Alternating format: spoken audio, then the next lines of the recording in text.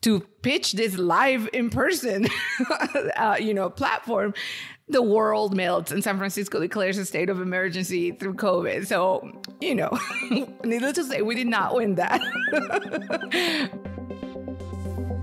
What's up, everybody? Welcome back to Awesome Inc.'s podcast, where we highlight people pursuing their definition of, you guessed it, awesome. So buckle up and get ready for some more success story adventures and failures from Kentucky's tech and entrepreneur community.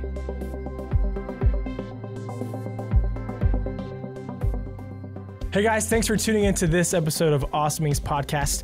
I'm with a very special someone who was not just a kick-butt entrepreneur, but won our 2020 crazy weird pandemic global year 5 across finals. Natalia Bishop out of Louisville, Kentucky with Level Up is here with us, sitting on Zoom. We had some technical difficulties this morning, which I hate to say, but you know what? That's what makes this year even awesome. So we're wrapping up 2020 in a great way. Natalia, I am so stoked to sit down with you. We've always been crossing paths, but we've never actually gotten a chance to talk and spend some time together. So I'm really excited. And let's go ahead and get you talking. I want to hear about Level Up, hear about your company and some of the great things you are doing for Kentucky entrepreneurs. Well, first of all, hi, Garrett. Hi, and thank you. I should have said that first. Hey, Natalia.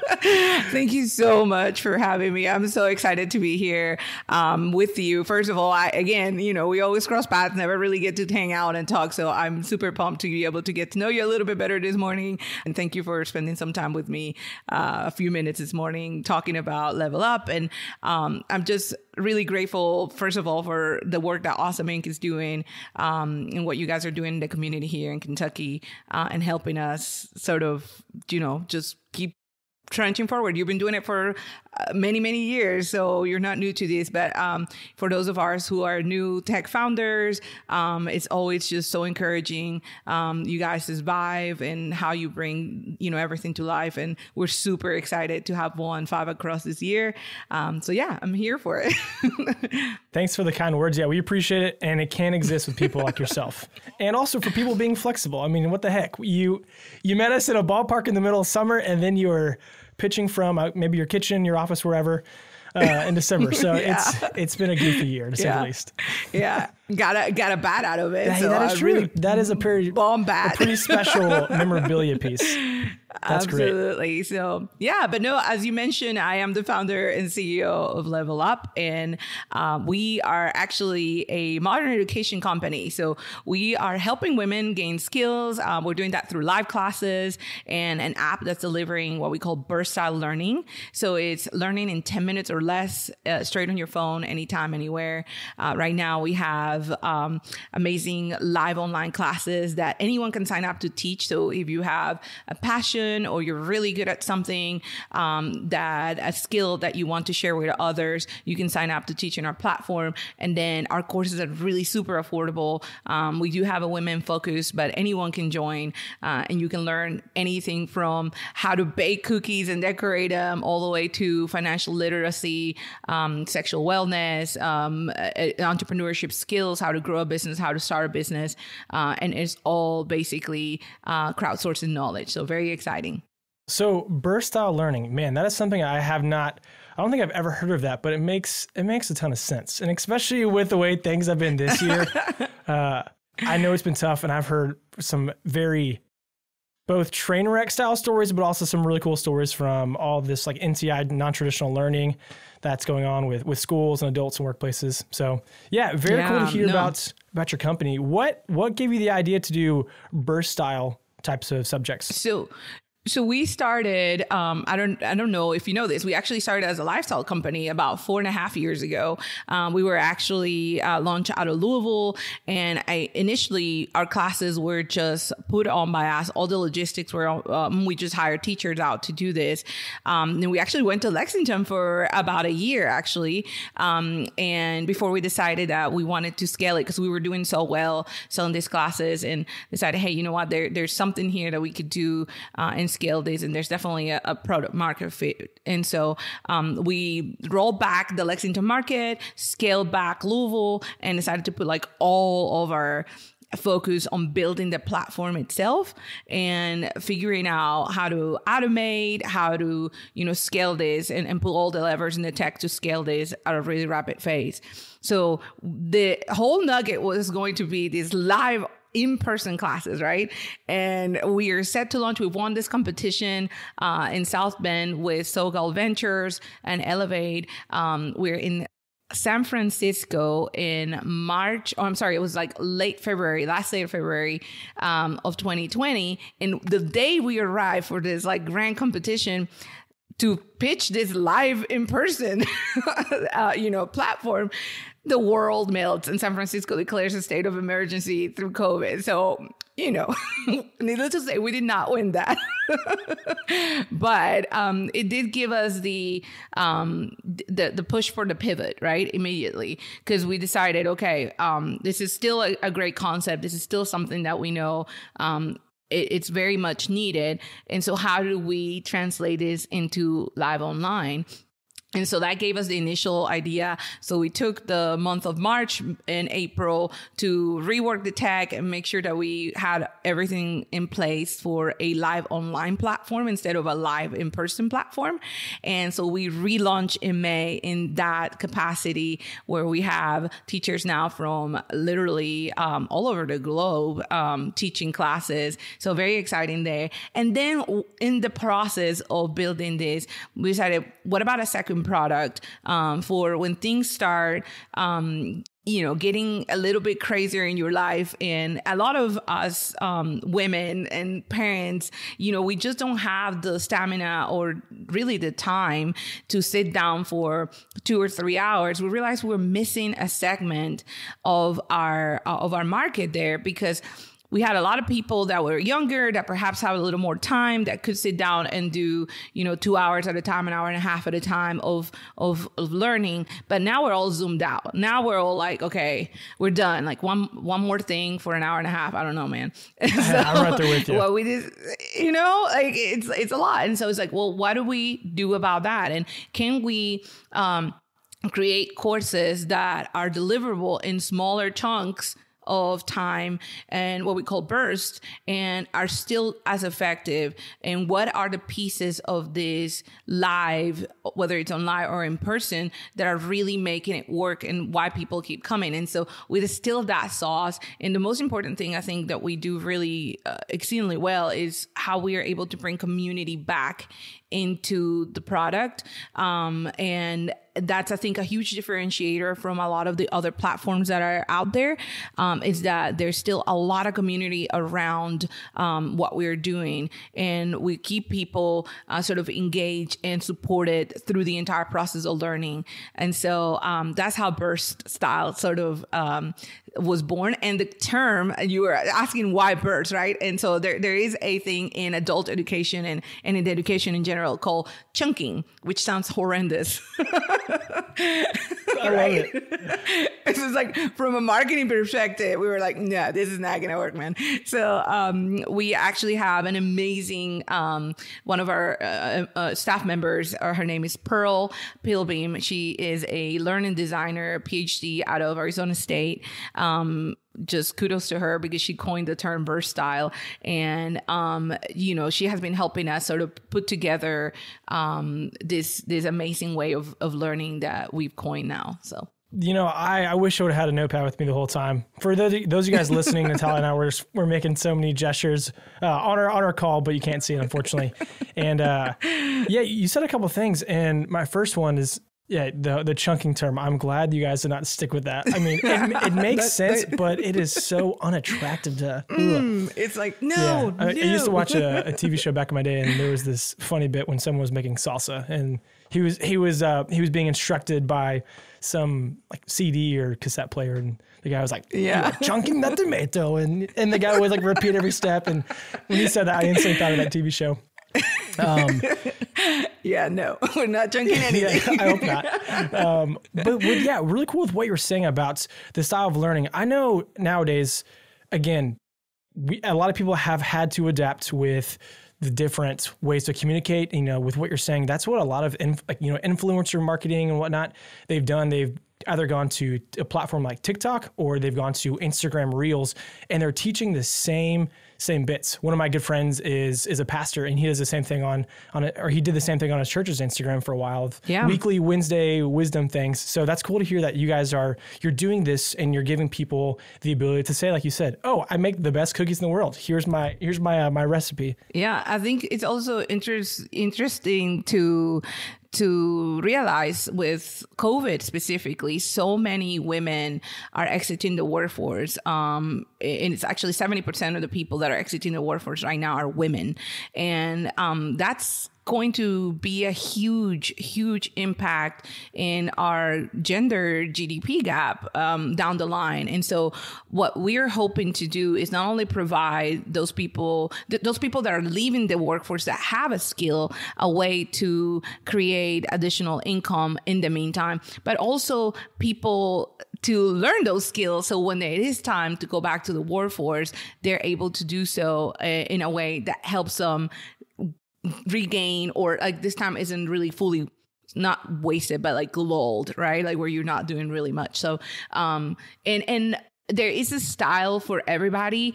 We recognize, and for every, a style of learning, I guess, for everybody. Everybody learns differently. So, and there's also a, depending on the topic, there may be some things you want to do online that live. So you can ask your questions and get the feedback and interaction, right?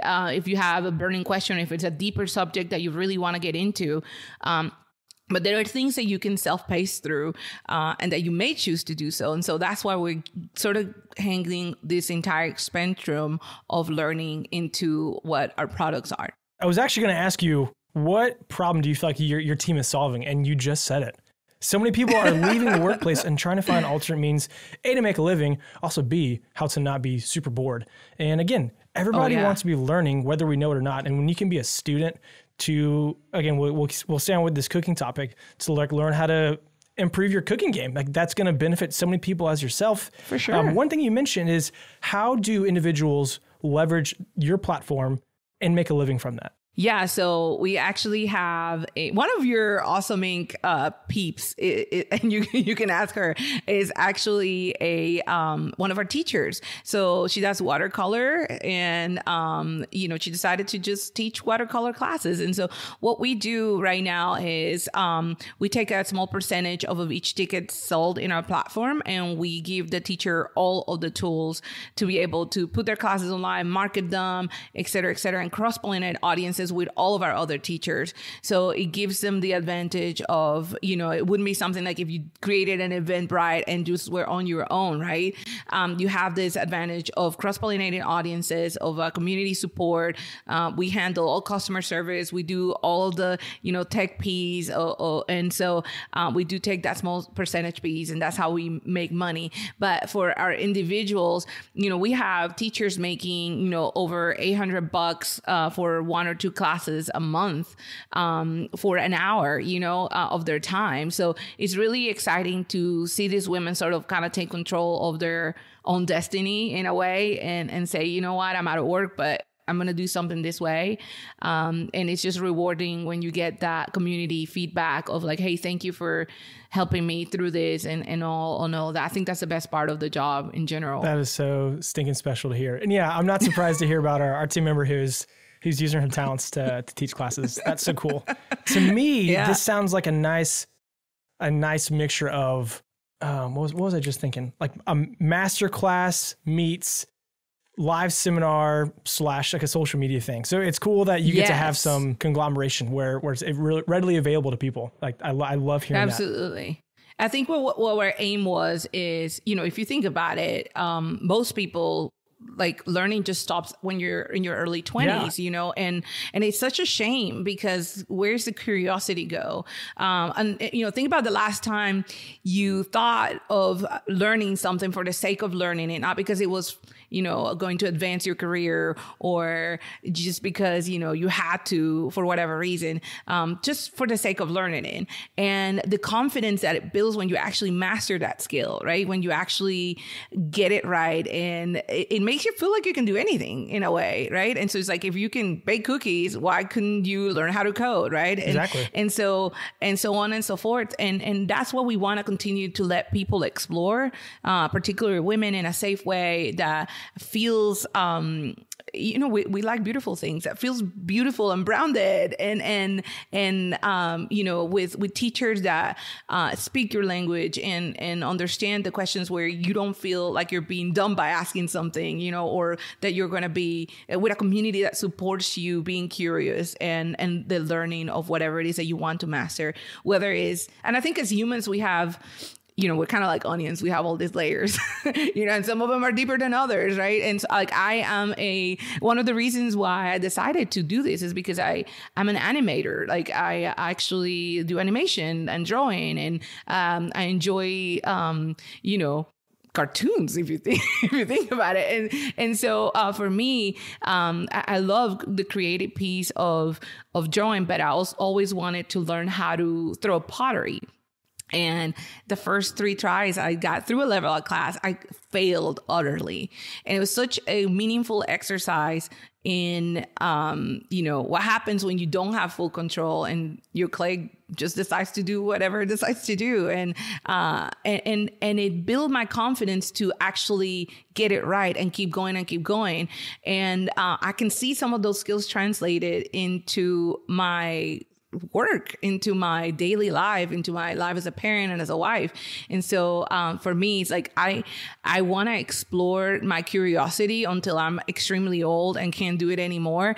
And this is a way to do it in an affordable way that gives people access to knowledge in a really peer-to-peer way, in a pure peer-to-peer way, with us sort of being the curators of what the content is, but just letting the community dictate what they want to learn and what they want to teach. And so just making sure that we are being supportive of each other. So special. That is so cool. You have such a good story. And especially, again, the fact that you are helping the community. And it's not just a community here in Kentucky. It could be community there in Alaska or, somewhere across the world. So super, super cool to hear that. Yeah. So again, we're talking about your company, Natalia. How does your company make money? How can people support Level Up? So, of course, right now through your own journey, if you're listening to this, if there's something you want to learn, whether, you identify as female, as male, or non-binary, whatever, we don't care. That says our mission is for women, but anyone can come to class. So come on over and check out levelupwithus.com and see if there's a class that speaks to you. If there's something you want to learn with us, support us through, obviously coming in and taking a class. Or if you'd rather gift it to someone that you love and care for, we also have gift cards that you can buy. And if you feel like you have something to teach and share with the world, that is another way that you can help us, is come on over and hop on and share your skills, share your knowledge with everybody. You mentioned, so gifting classes, you mentioned making money from individual tickets. Do you guys have some sort of membership fee that people can be a part of? Would love to understand a bit more of your business. Yeah, so I'll tell you a little bit about our streams of revenue. So I mentioned earlier with our discrete users, with our ticket sales, the live online classes, which is our bread and butter, basically, those are going to be, we take a percentage of each ticket sold. Think of it very much like Airbnb, where with Airbnb, you take a service fee. That's what we do. So each ticket sold becomes revenue for us. And then for the Burst Out Learning, for our app, it's a subscription service. And now we're still working on launching that. So we have not put that out into the world yet. But once it comes, it will be a subscription-based app. So you would be able to subscribe monthly. And we're thinking to keep the cost pretty low so that it can be accessible to everyone. And it will still have the community piece on it. So that's coming up probably the end of Q1. So stay tuned for that. So those are the 2 ways that we're going to be monetizing at this time. Natalia, cool thing is as an entrepreneur, you have to do a couple crazy things. You know, most people might think you're a lunatic, but you're like, hey, this is what I have to do to keep my business alive. And that's the fun part of the world that we exist in terms of work and the people we're networking with and running alongside of. And one of the things is you have to sell yourself. So you came to Fibercross, a pitch competition. Yeah. Walk us through that's like, what is it to be in the shoes of an entrepreneur, a CEO of a company who is having to do things that make them uncomfortable? So I will say I feel like I'm pretty decent at pitching, and you know, I've worked really hard to hone that skill. It's not my favorite thing. I would rather be working on the product and I would rather be working with my team. But I think it's something you kind of have to accept. It's a part of it. And if you are out there and you're an early founder, I think one of the most important things that you can do is really figuring out that 20-second elevator pitch. And if it requires you know, seeking help from mentors, people in the community. I was that kid, like just asking everybody, what do you think about this? What do you think about it? You know, until I refined it to a point where I felt really comfortable. It also did help that this year we actually went through the Vogue Awards and Awesome Inc. and Endeavor Scale Up. So, you know, basically they were bombarding me with like, let's get this pitch nailed down.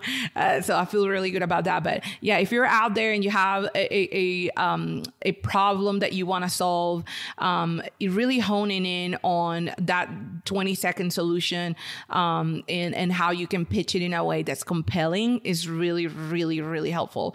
I will tell you that fundraising, female founder of color, it can be really difficult. I think I was reading stats a couple of weeks ago. There's only 59 Latinx females that have raised over $1 million in the United States. And that's a really small number. Wow.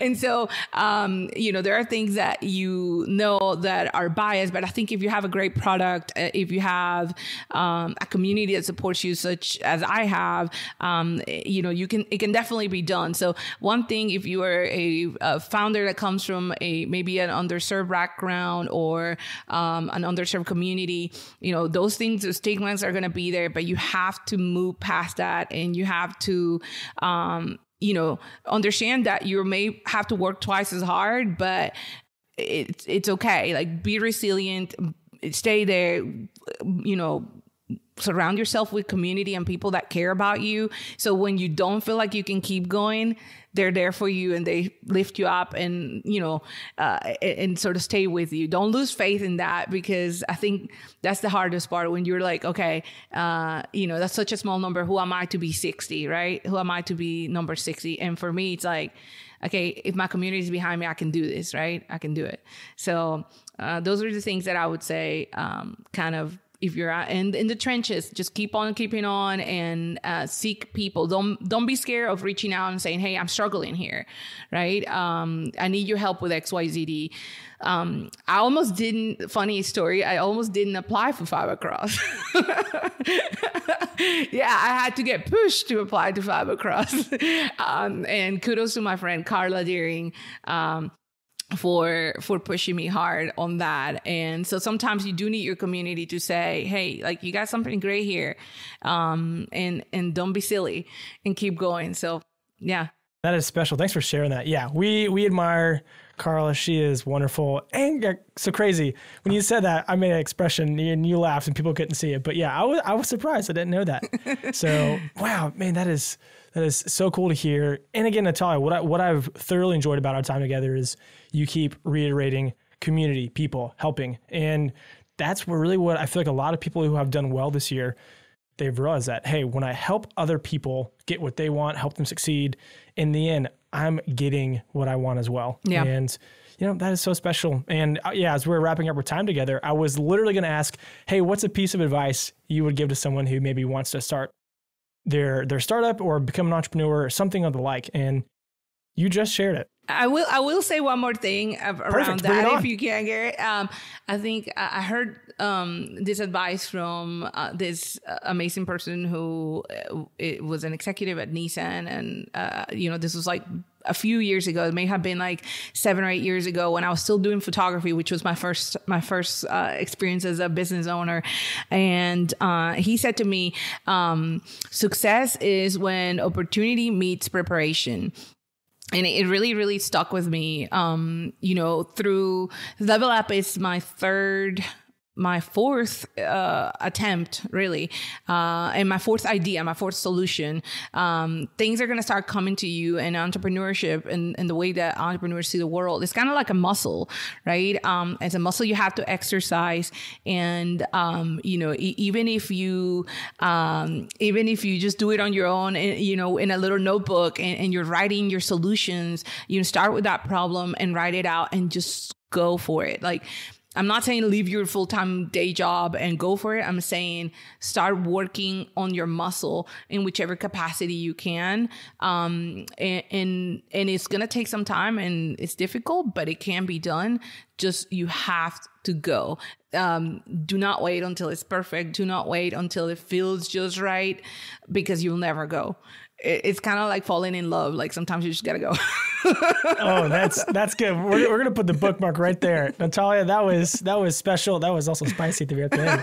So thanks for sharing that. Thanks for sharing your story. And again, how can people find you or Level Up and support your business? Yeah. So Level Up is levelupwithus.com for our website, and then for our Instagram and Facebook is at LVL Up Official, and I am at Natalia Bishop, and so thank you so much for having me here. This has been so much fun.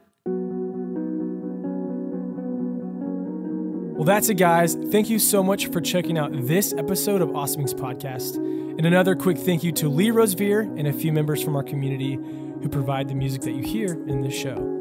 Lastly, give us a follow on Instagram, Facebook, all that jazz. Or even better, come on down to our space. Come be a part of our community and get plugged in, and let's start something awesome together. You guys rock. We'll see you next time.